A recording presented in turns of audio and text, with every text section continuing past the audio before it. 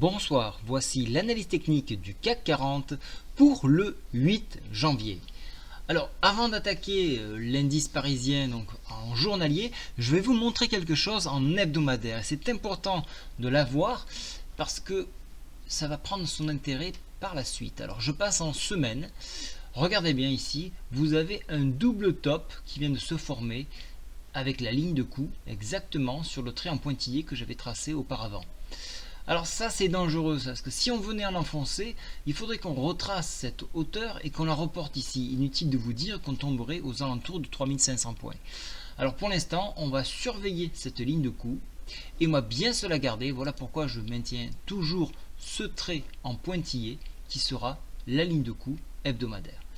En attendant, cette ligne de coup est préservée puisque vous voyez qu'on rebondit actuellement et même nous passons en territoire positif par rapport à l'ouverture du marché parce qu'on avait ouvert avec un gap monstrueux. Nous avons quand même toujours ce gap là, donc ça nous fait deux gaps à couvrir. On a enfoncé le PTI hebdomadaire ici, alors ça c'est dangereux et vous voyez on essaie de remonter, il est 17h51 actuellement, on essaie de remonter petit à petit et défendre ce point là.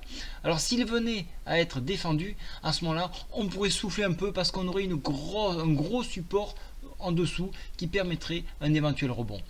C'est plutôt ce scénario que je privilégie dans la mesure où on arrive sur ce point là.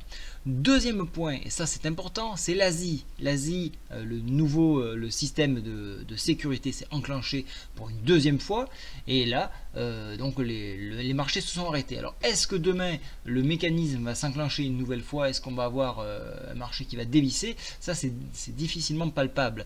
Mais s'il y a une fuite vers la sortie, il y a de fortes présomptions donc d'avoir une nouvelle fuite puisqu'on n'a pas pu endiguer autrement qu'en coupant, en débranchant les places de marché.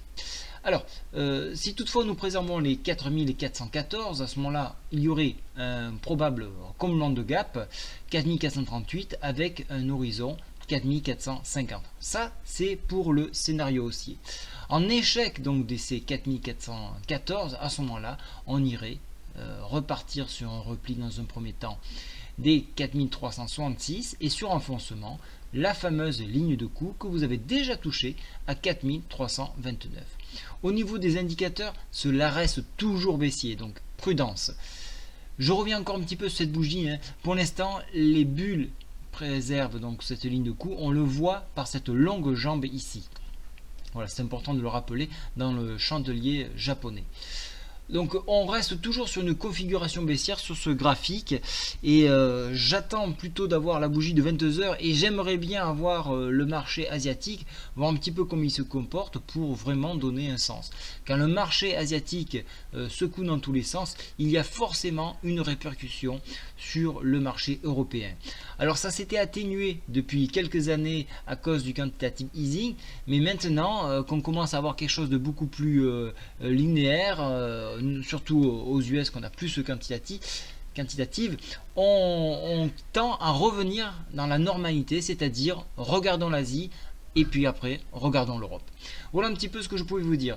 Au niveau de Toulouse, il reste 6 places. Merci de faire vite. Au revoir.